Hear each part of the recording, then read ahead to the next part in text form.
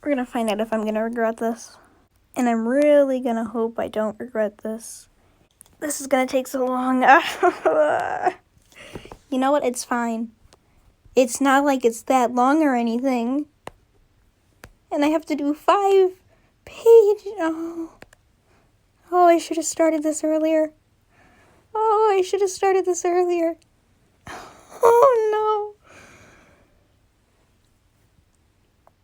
no. Well, I guess this is probably a mistake, but you know what? We'll start now. The sun is shining on this clear afternoon at High Violet. Blocky leaves swayed in the slight breeze, and square clouds drifted overhead. Centuria is in the shade, across the path from the Questmaster's house. Sign-ups for the simulation Hunger Games start this afternoon and will end at 8 in the evening. Usual years, only the few who are brave did sign up. After all, nothing good happened on the selected team last year. This year, though, there's already a long line waiting. She sat down and gathered up the sign-up sheets. "We start now," she called. This whole new experience was pretty new to her. She'd been the announcer and collect these sheets for Splodger, but that's really it. Cyclosword would prepare the dangers and surprises in the simulation arena.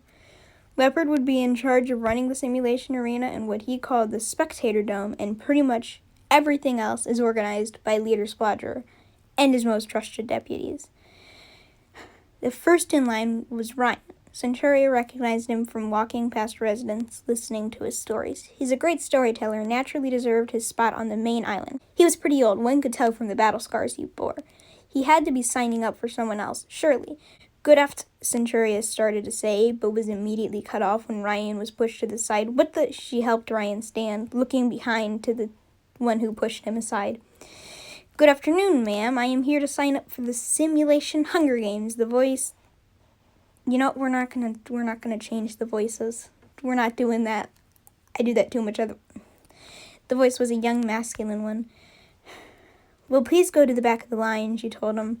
"Also, respect the senior citizens. Young ones these days." Ryan shook his head, but in a good-humored way. "Nuh-uh, where in the rules was that? It only said to have a teammate with you," Ryan's attacker said. "Common sense," Centuria said. "Where's that? In your head." They are interrupted by a new voice. "All right, what is your name then?" "It's Cyclosword." Centuria hadn't noticed, but he had been behind her for a while now. He isn't following the rules." "Hey, it didn't say anywhere that you had to be in line," Cyclo winked, taking a foreman quill. "So?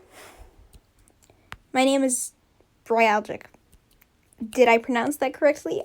I'm gonna pray that I did, because if I didn't, then that's an issue," the reckless boy said, smirking almost.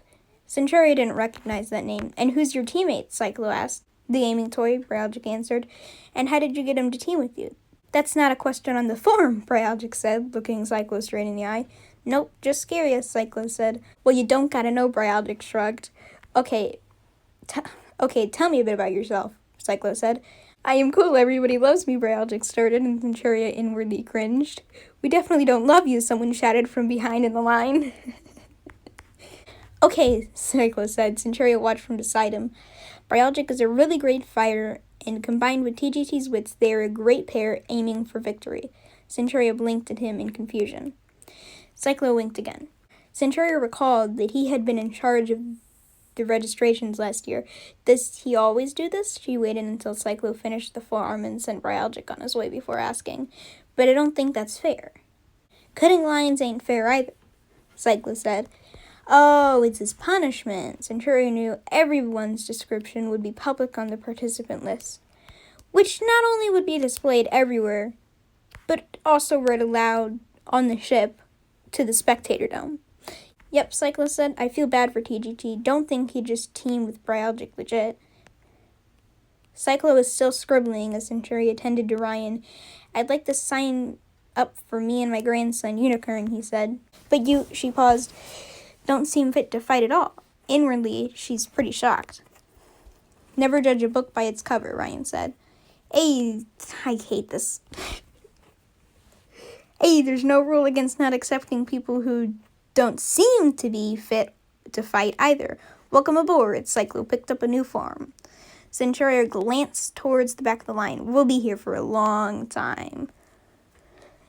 Just like we'll be here reading the story for a long time. By the time Centuria had registered everyone in line, it wasn't as late as she thought. Cyclo had left to go get watermelon for them, and Centuria was reading some of Cyclo's descriptions. Most of them had some sort of cyclo-y twist, but still told the truth. Thankfully, no one like Peralgic appeared again. She was in the middle of a particularly interesting one for Omega and Kanhata when she heard yelling from down in the path.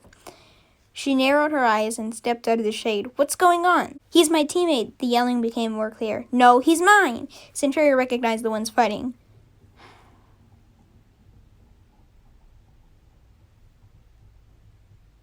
I forgot the pronunciation. Oh, no. No, this is gonna be pain. This is gonna be pain. No. Got it, guys. It's fine. Centuria recognized the ones fighting, Gyra and Matt, fighting over a walking pineapple.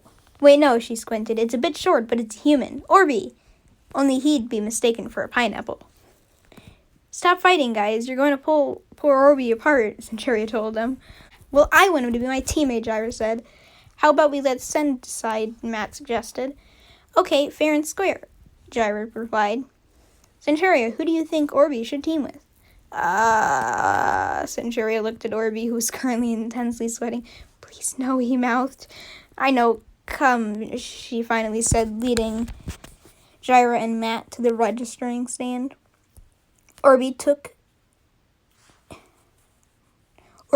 and Chance and ran. Took and Chance and ran.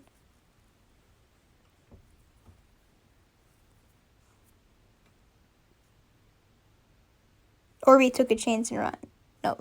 I don't know.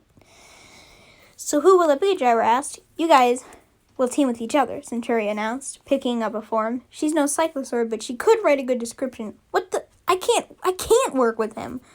We are mortal enemies, Matt said, keeping as far away from Gyra as possible, while still being in front of the registering stand. You act like I want to team with you, Gyra shouted back. I think you two could do well with each other. Remembering all the times where Gyra and Matt had those pineapple eating contests, Centuria smiled.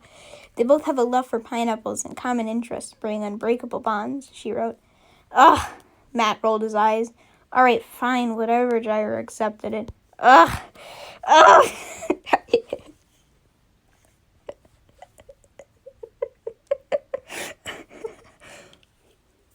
Matt said, walking away. Gyra left the opposite way. Centuria smiled, putting their form in the stack already completed. Are they gone? Orby peeked around the corner. Yep, Centuria told him after glancing around one more time. Orby came into the sunlight and sat down beside her. Yeah, it's just, well, have you seen them at those pineapple eating contests? Where do they even get that much pineapple from? That they have. Centuria nodded. Okay, now imagine I'm the thing being gulped down in 2 bites. Centuria tried to and laughed. It's not funny, all right? I'll die to them before I die to the other contestants or the arena, Orby said. So are you not participating? Centuria asked. Nope, if I bumped into one of them in the arena, I'll die in the worst way possible, Orby shuddered. At this moment, Cyclo came back with the watermelon. Ah, Orby, hello, he said. Hey, Cyclo, Orby said. So, are you here to sign up? Cyclo asked. Nope, I'll get eaten with both Matt and Gyra signing up, Orby said. Cyclo licked his lips. Ooh, yummy, Orby. Ugh, weirdo, Orby said. He stood up and fled. Cyclo sat down in Orby's place. So, who did Matt and Gyra team with? I put them with each other so that I can save Orby, Centuria answered. Good choice. We've got some interesting teams this year, Cyclo said. Only 3.5 hours until we are free. What's going to happen in the arena? Each year Cyclo did something creative and cyclo-y. You'll just have to wait and see, Cyclo smiled. All right, Centuria said. As an announcer, she'd have to follow through everything in the arena while acting not surprised. Are we having it on live TV this year? The Global will. The simulation will just be available to watch in the Spectator Dome, Cyclo answered. Centuria squinted, trying to remember last year's Global Hunger Games. The Hive District's contestants' name were, she tried to recall, Viper and Rift. They were defeated and killed by the lifeboat district contestants. It was a moment of unbearable pain for everyone in the Hive district. Thankfully, the global host tried to retrieve any dead body that is still retrievable. Viper and Rift were buried in Peace Garden, a place on one of Hive District's surrounding islands, along with all the other dead contestants. Hive District has never won, she realized. Perhaps their methods are wrong. She knew none of the other 99 districts used a simulation Hunger Games to select their selected team. But this is how leader Splodger chose to do it. When the sun had fallen and 8 in the evening passed, Centuria had exactly 20 forms, which meant 40 contestants. Cyclosword had boarded the evening ship to Jay Blossom, an island that is furthest away from the main island. It's where the Spectator Dome, the entrance and exit to the simulation arena, and the Peace Garden, is located. She was about to wrap stuff up and report things to Splodger when someone approached her. Is the registrations done? The stranger asked. It was Young Boy. He was wet. Yeah, were you just swimming? She asked.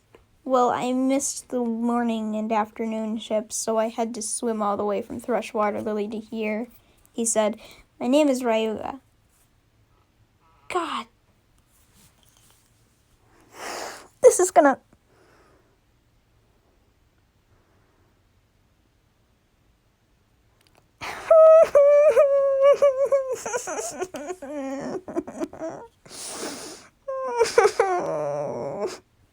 Once I get the names down, it'll be fine, but I don't have the names down. No.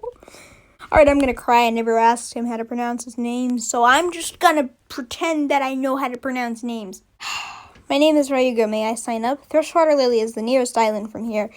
But that was still impressive. Centuria should put him in, but she had to follow the rules. Sorry, I can't. I can guarantee you an audience spot for you in the Spectator Dome for you, though. What's the Spectator Dome? Ryuga asked. He didn't understand anything. Even if Centuria did let him in, it would not do good. It's where you can watch the simulation Hunger Games. Huh? Simulation? The selection process is not real, Centuria patiently explained. It's a fake world created and ran by someone called Leopard J. Cyclosword is in charge of making it realistic by adding hazards and dangers in the area. That's why it is possible to come back even if one is killed in it. It's designed to simulate the conditions in the global Hunger Games, where things are real and death is permanent. Got it? Ryuga nodded. Alright, Centuria said. Now, I have to give these things to Splodger. She left for the castle, but only took a couple steps before Ryuga called her name again. What is it? Is Blaze competing in it? He asked. Blaze Drake? Centuria asked. Ryuga said. Yep, he's with Centuria had to flip through the forms again. Potato. Ah, okay, Ryuga said, then ran off the way he came. Centuria frowned at that abruptness. Well, see ya. Now she really had to hurry and get these to Splodger.